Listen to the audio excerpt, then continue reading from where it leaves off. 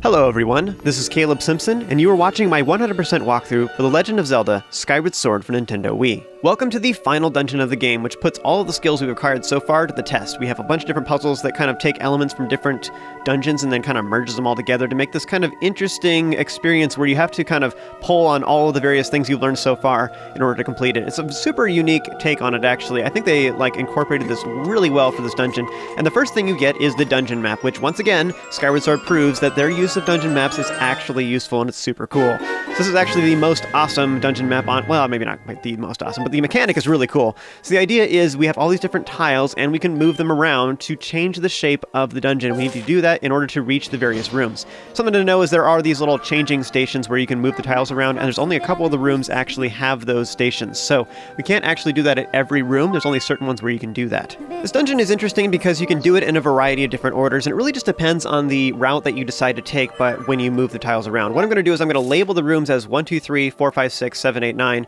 for all 9 slots where the potential rooms could be. And when I call out a number, that means that is the room that you are going to move. So we're going to look at this station real quick, and what I'm going to do is I'm actually going to show my map to show that some of these rooms have these stations in them. There's only 4 rooms that have them. I'm actually on top of one of the X's right now, but this room has one, obviously, because I'm standing at one.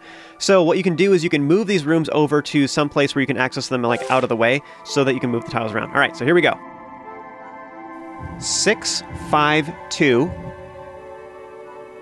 3, 6, 5, 2, 1, 4, 5, 6, 3, 2, 5, 4, and finally just 7.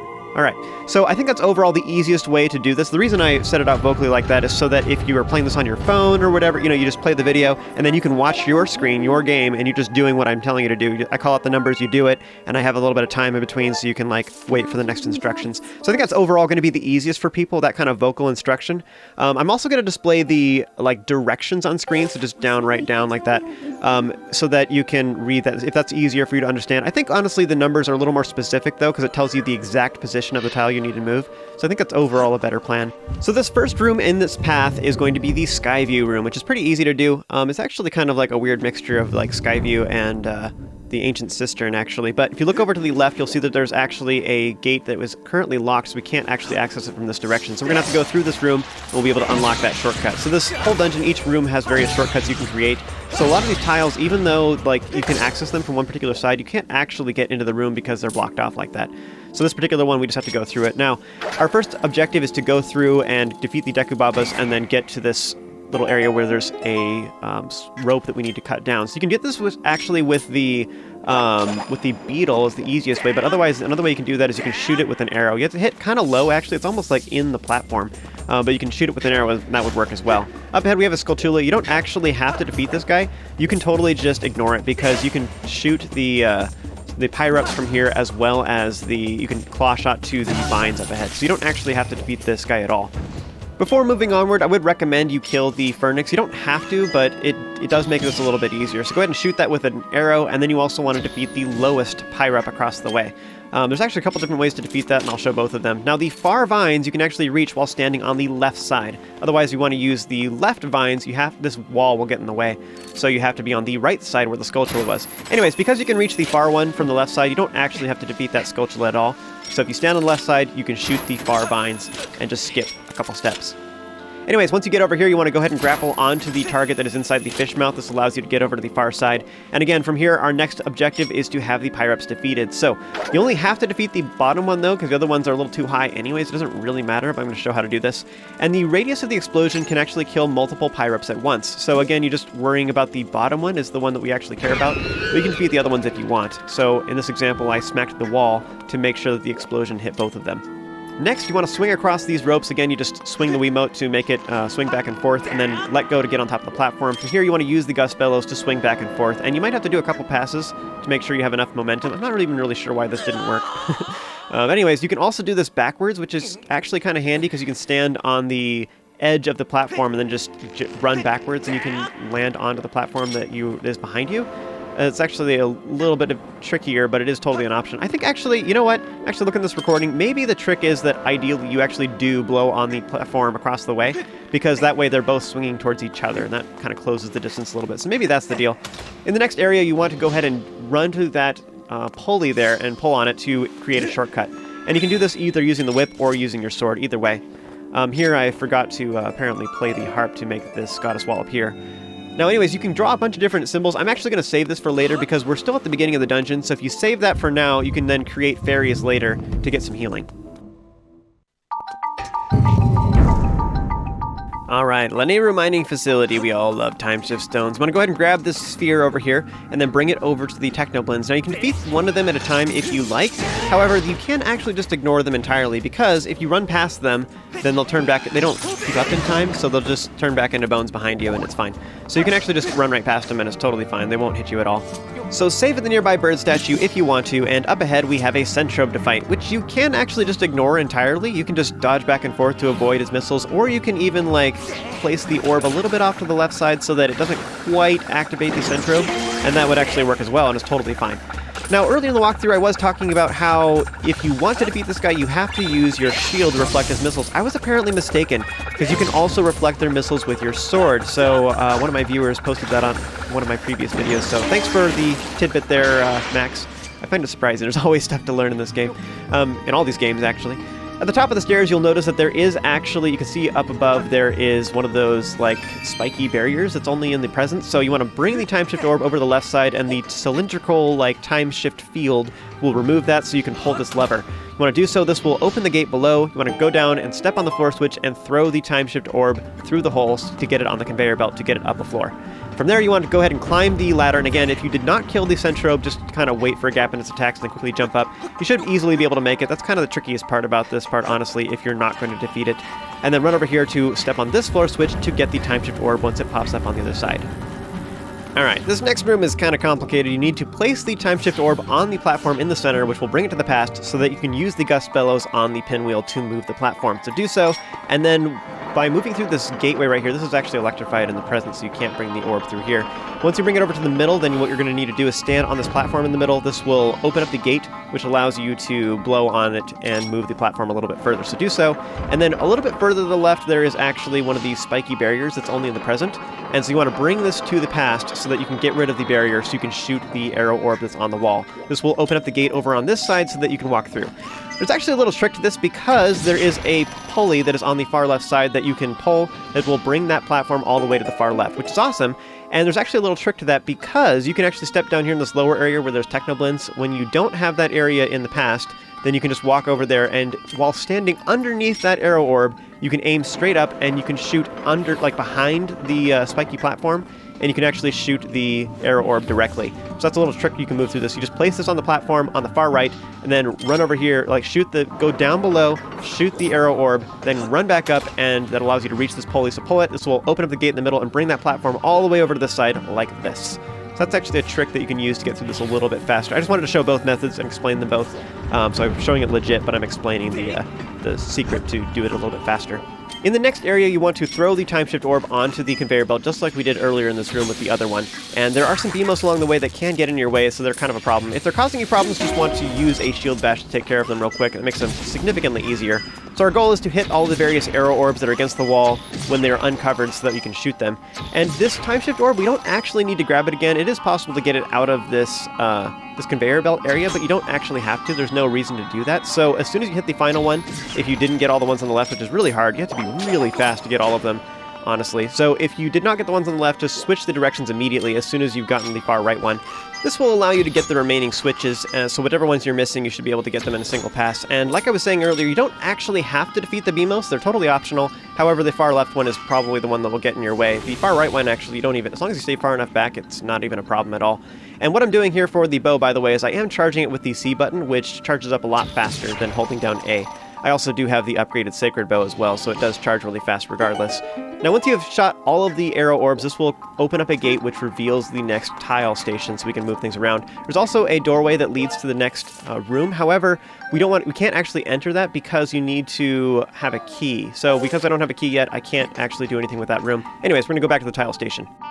Now this step is really easy, it's just 8-5, and this will allow us to reach the Triforce of Power. So next you want to head back the way we came, back through this room, and now we can create a shortcut real quick. So you want to get out of here and then turn around and go to the left where there is a pulley you can pull on the wall up ahead, and this will create a shortcut back to the first part of this room. So this allows us to actually go through this entire room really easily. From now on we don't have to fight any enemies or anything, we can just go through here super easy. And again, you can totally save it at the bird statue real quick if you want to.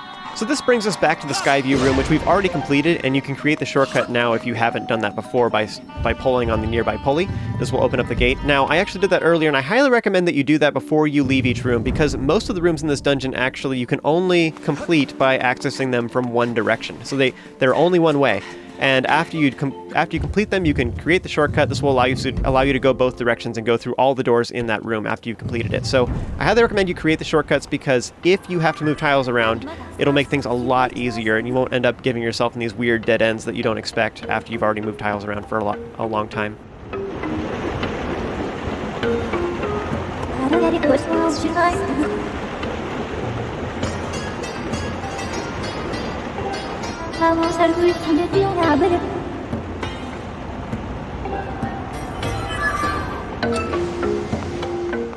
So before we begin, I just want to point out there's a couple of shortcuts in this room. In particular, that top one is the one that leads onward, and we'll get that unlocked here before we leave.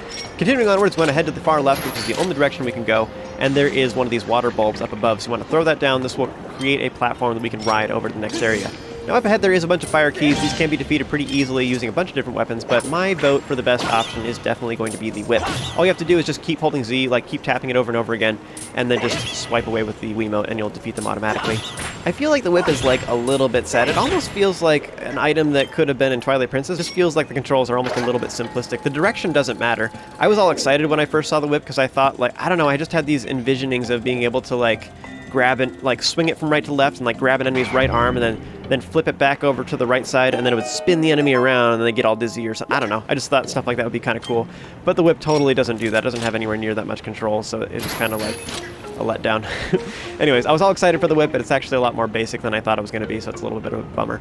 So to move on, what we need to do is you need to hit the crystal switch that's across the way, and you can use the beetle. Otherwise, you can also use an arrow. Would probably be the next most easiest thing. But once you get over here using this water fruit, then you want to go ahead and use the beetle or the arrow again to shoot the other crystal switch that is across the way to stop this lava flow. These crystal switches actually toggle it back and forth. And next we have a very important thing you want to do before you move on. There's a little game you like to play called Don't Let the Heart Touch the Lava. And I think this is actually kind of a lot of fun for this area. It's not something you really see most of the time, but the lava will steadily gobble up that heart, so you want to keep it from sinking in the lava. If you get it to a back wall, it's a lot easier to use, but I just think this is kind of fun to do here as long as we're waiting anyways. So here's a question for all of you guys. Get to this point, how many times can you keep the heart from touching the lava? And, you know, just hitting it with your sword does not count. Anyways, one thing to know about that makes it a little bit tricky, actually, is just the distance you are from the heart. Because the claw shots, because they extend and retract as soon as they hit, the distance you are from it will change your timing. So it's not quite a set tempo. You actually have to do it. I guess you could do it a little bit slower on purpose. So you just wait until the heart reaches. Well, then again, you still have to compensate for it. So I don't know. Anyways, yeah, it's a little bit tricky. So here's a shortcut we can create back to the first part of the room. I was just showing it real quick, but it doesn't actually matter too much. Our next goal is actually to bring the beetle over to this far side. We have to change the direction of the lava. So there is a crystal switch over here. You want to hit it over on this far side. You can either go from the right side or the left side. Either way, what it does is it swaps which direction the lava is coming from. So this will move it clockwise instead of counterclockwise, and that allows us to move through this next area. So use the water bulb to create another platform. This will once again make us move over here, and you want to use any of your weapons. I like to use the whip on these fire keys. I think it's honestly the easiest. So go ahead and defeat the fire keys however you like, and then up ahead, you can go ahead and hit the crystal switch now, but because you have to deal with the fire keys as well, it's a little bit tricky. I also do think that the upgraded Skyward Strike is actually pretty powerful for taking care of keys as well. So yeah, at this point, if you have not hit that crystal switch, you definitely want to do it now to get the lava to start flowing the correct direction. Otherwise, it'll flow the wrong way, and that's a huge problem. So at this point, create another water bulb once you're close enough, as long as the lava is moving the correct direction, and then get on that platform.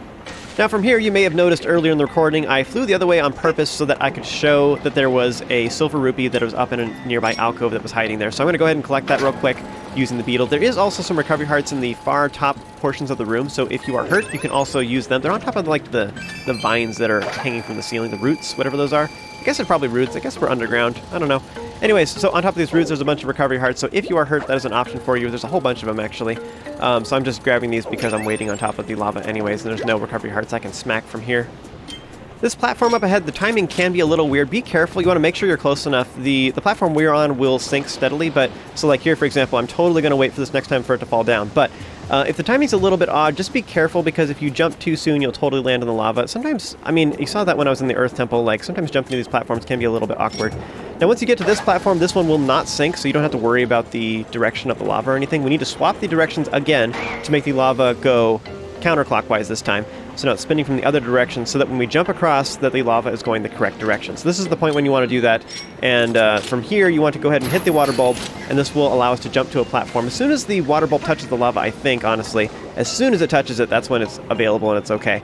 Anyways, as long as the lava is heading the correct direction, you can land on here. I think it's possible to even land on this platform and then change the lava direction. You just have to move very fast. So the quick beetle would be very nice for that.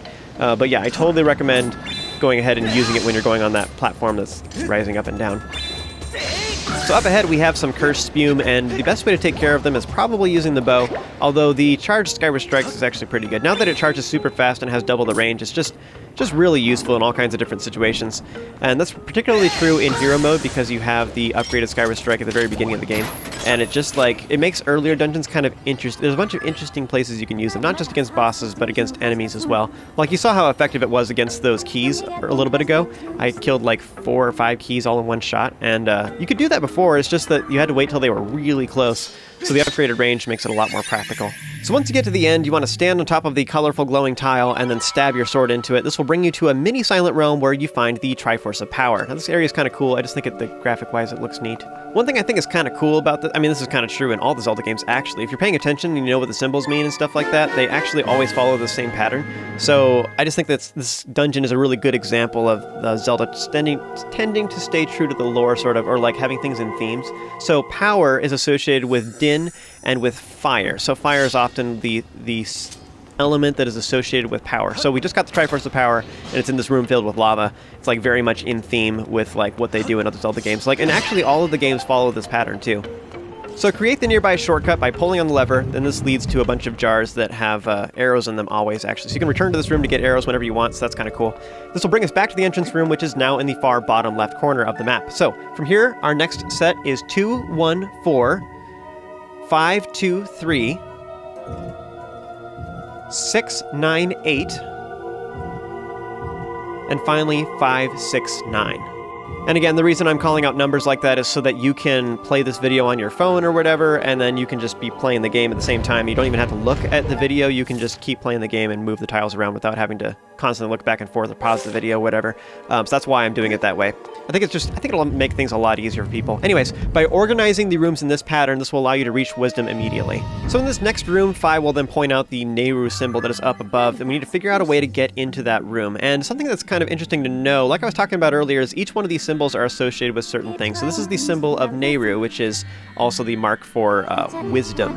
And the other elements that are associated with that is typically water, but the other element that is associated with wisdom is often time. So this whole dungeon is still within theme. We have a time-themed puzzle.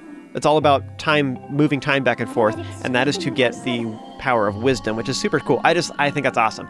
Like the intentionality of the developers to set it up that way.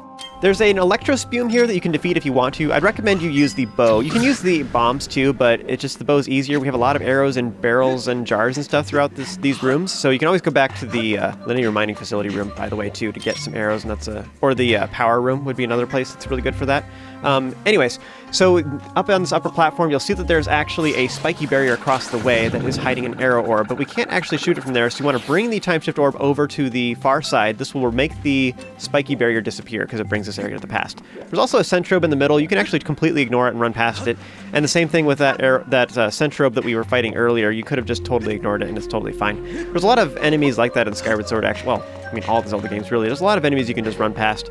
Anyways, once you have this uncovered, you can go back to this platform, and you can shoot the arrow orb, which will open up the nearby bars, which allow us to progress. In this next area, we have a whole bunch of sand to run through, so you're going to have to bring the time shift orb with you so that you can at least make some of it solid ground. You don't actually have to make all of it, bring it all to the past, but at least some of it you need to in order to make it all the way across, because we just don't have enough stamina otherwise. You know, actually, I've never even really thought about that. I guess you could use a stamina potion to run infinitely through sand.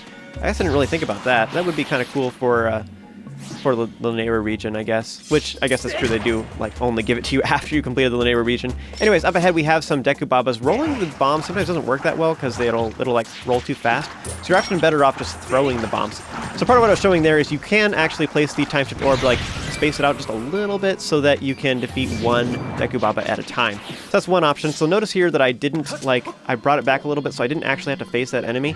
So this is a little bit closer than I normally do it, but you'll notice too, if you create this platform right here, or this platform here, then that makes it a little bit too far. So ideally what you do is you actually bring it back so that it's right before these Deku Baba appear at all. Boom, right there.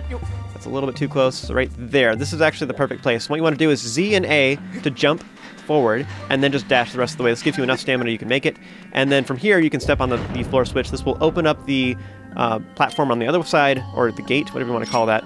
The cover. Open up the cover that's across the way, and you want to shoot the arrow orb while standing on top of the floor switch.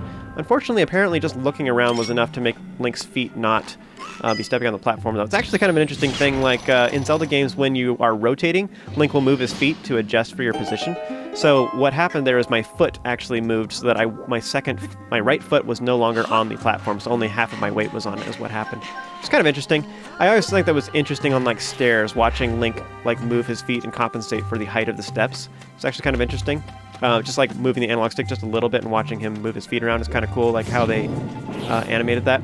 So next we're trying to get up into that little room. We've removed the bars on this right side. We need to go over to the left side, but you'll notice that there's actually a spiky barrier there. So grab the Time Shift Orb, bring it all the way over here, and you need to place it kind of in the middle here so the time field is touching kind of the middle of that wall up above. And what that'll do is it will remove the spiky barrier, but you also need to have it close enough for this platform so that we can jump on top of it. It's kind of funny, like on the one side of the room, you're trying to make sure that you don't create platforms at all costs, and on this side of the room, you want to create a platform. And I think it's kind of interesting how they like alternating back and forth.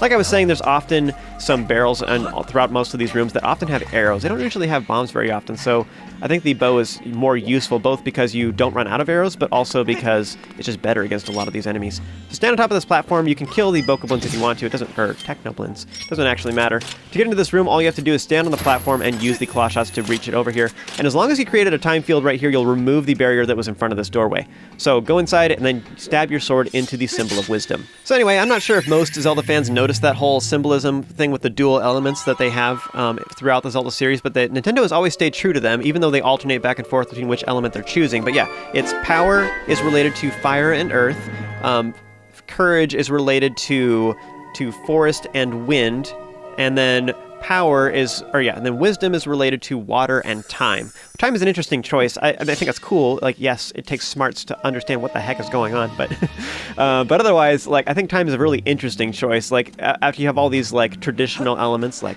water, wind, and fire, or whatever, and then you have like time. It's like such a weird. Like, what would you even have with like a time Pokemon? What would they be? I feel like time Pokemon would be good versus steel, right?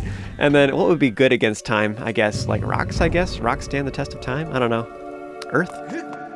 All right, so we're returning to the entrance room at long last, and we're finally time for the last set. So 8, 5, 2, 1, 4, 5, and finally just 2. And what this will do is it actually allows us to reach the Triforce of Courage, but it also, in order to get Courage, we have to have a small key, which is in a chest that is in one of the rooms. So what this does, this path will take us directly to the chest right before we go to Courage. So you could have gone there earlier and stuff too, but this is just the least number of steps to not go through unnecessary portions or go through rooms too many times. Now, one thing to know about it, this particular path makes it so we have one room that we don't go to at all. Now, what I'm going to do is I'm actually going to show that in the next video. The next video is kind of short. It's just a whole bunch of cutscenes. So what I'm going to do is I'm going to show that room, which is super lengthy. So I'll have that in the next video. But anyways, I'm going to show all of this dungeon, but I just wanted to show the most efficient path. So if you're watching this video, it'll take you through everything great. It's awesome. But I'm going to show that one missing room in the next video. Now, next we're passing through the Skyview room. Be sure to use the Goddess Wall if you like to heal. You could also save it for after this battle because we're going to fight this guy too.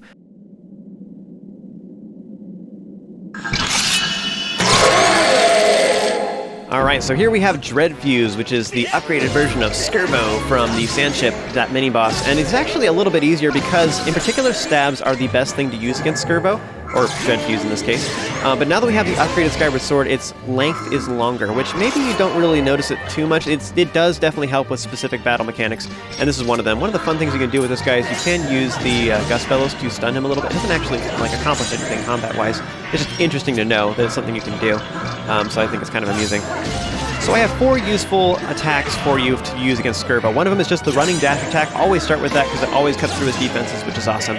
You can do a jump as well, so do forward Z and A to jump and then swing your Wiimote to attack from the top, and that usually gets through his defenses, so it's pretty good. One of the reasons that's cool is because it makes you move forward, so you can still move forward and attack at the same time, so that's why that's cool. Thirdly, the big thing to know is you can attack, usually like, say you smack from the right side, and then he defends. Then spin attack from the left side, and especially if you're close enough, then both the spin attack attacks will actually push him backwards, so it's really effective. So if you jump forward and do that ZA attack thing, and then you follow up with like attack from the right, spin attack from the left, you can be like bam, bam, bam, bam, and hit him 4 times. One of those he'll defend against, but 3 of them will knock him back, and it's just really effective. That kind of combo is like super powerful. But just in general, the thing to know with this guy is that stabs are awesome. They're super, super good. The increased range on the Master Sword is only like 30% or something like that, but it's super noticeable for 2 points in the game in particular. This battle is one of them that's very noticeable that it's longer, but also for the bamboo cutting game, it makes a big difference for that as well. Now, once you get across with the claw shots, you can also get back by using this other target above, so that's how you get back and forth. You want to go ahead and open the chest to get the small key. Now, something to know about this room is you can't even enter this room from the other side. So if you try to enter from the west side, you can't actually fight Dreadfuse from that direction. You have to come from the south. So that's one of the reasons why this order of events is good, because we are entering from the south to get to this room, and then we're just immediately heading over to the west so that we can enter the room that has the symbol of courage.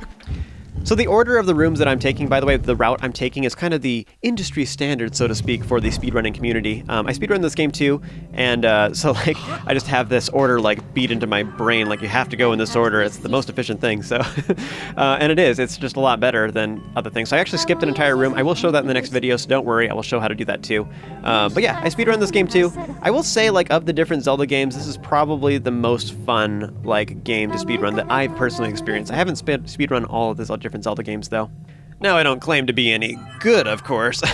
I don't have the time to just practice it like crazy. Like, I generally like to take games a little slower and like really take my time and think about it and stuff. That's part of what I find interesting about it. Finding weird tactics like this. I think this room is really fun because you can do all these fun tricks. Like, check this out. So you can throw a bomb, and what happens is the moblin will turn around and look at it, which is fine, but one thing you can do is you can actually use it either to taunt them around so you can hit their backside. That doesn't actually work super great, but if you throw the bomb like a little bit offset a little bit, so it's off to one side, what happens is the moblin can actually walk off the ledge, which this doesn't really happen most of the time. It's not practical to do that. In this room, it's awesome. But yeah, it totally distracts them so they'll walk away from you. It gives you an opportunity to run past them, but another way you can get past them too is you can drop off the ledge by standing close and pressing A. This allows you to grab onto the edge.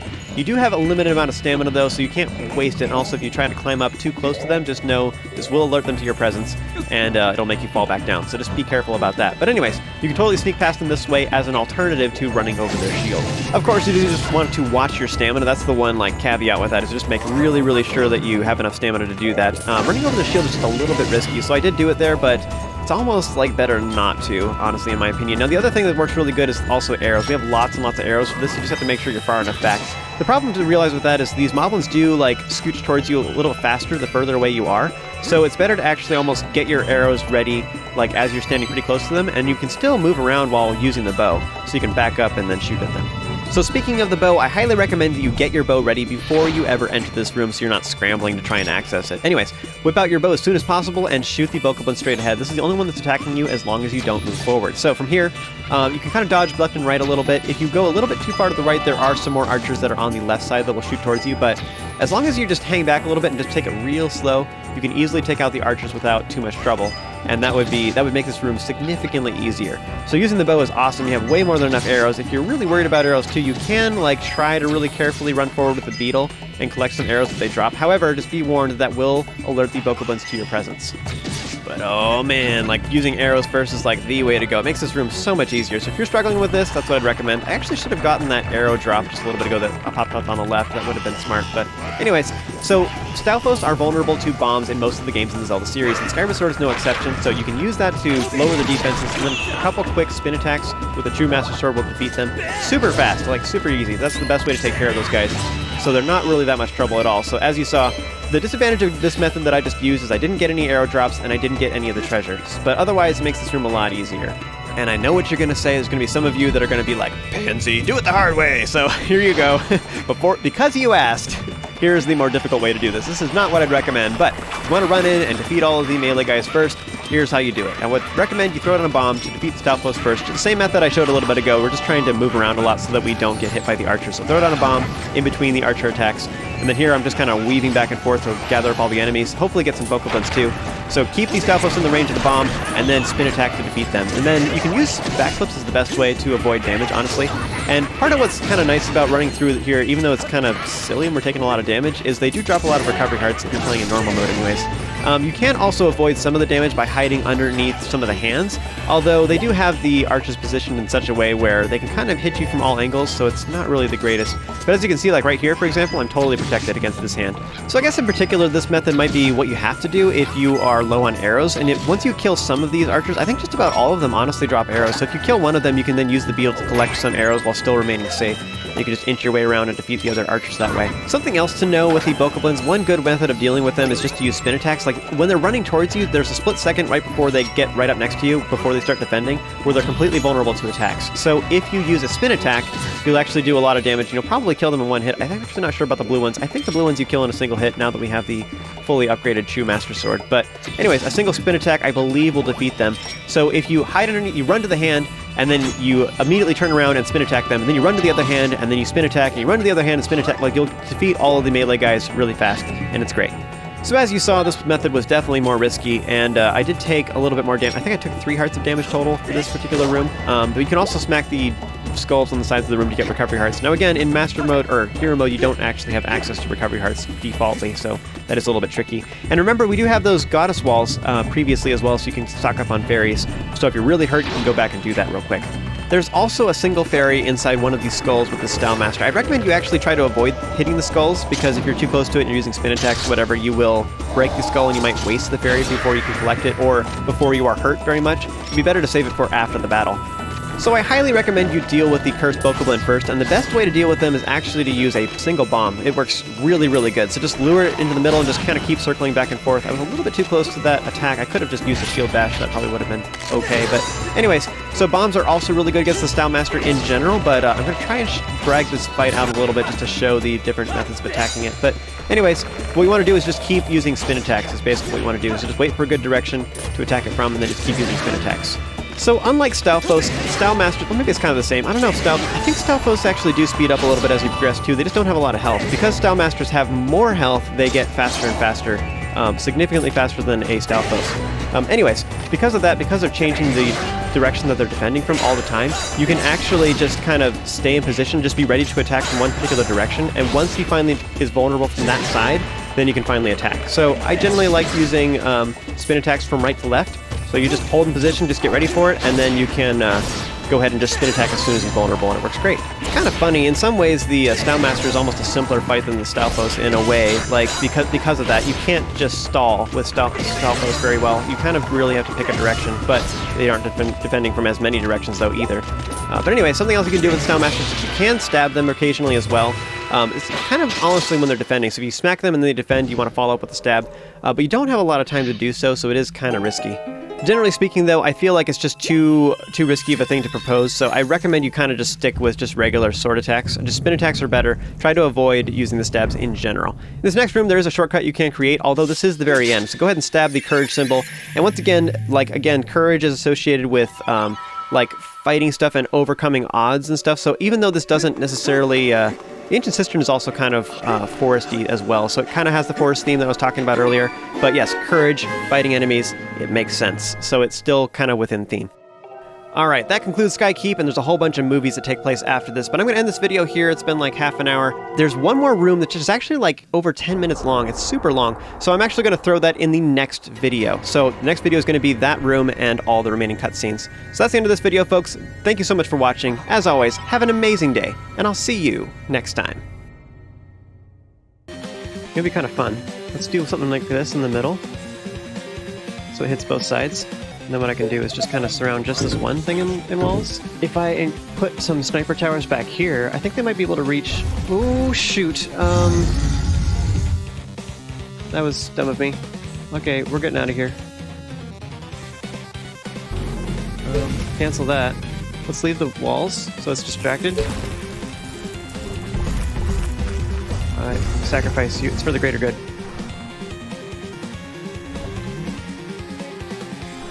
Run. Okay. I am trying to break into the building.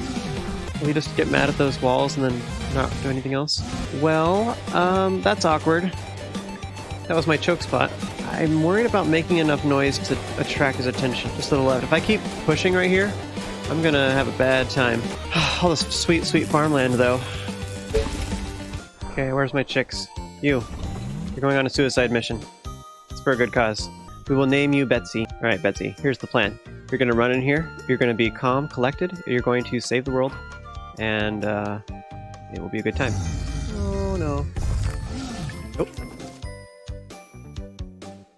Alright, Betsy 2.0. Here's the plan. So, you're going to go in here, you're going to save the world, you're going to run past this guy before he can hit you at 1,000,000 miles away, because apparently his range is insane, and I need 2 Betsy's. I'm just planning on wasting valuable life. Well, Betsy 3.0 and Wilma. Alright, here's the plan. You're gonna go left, and you will surely survive. You're gonna go right, and you will definitely not. Ready? Go! Oh, okay. Yeah, just go, go, go, go. Run.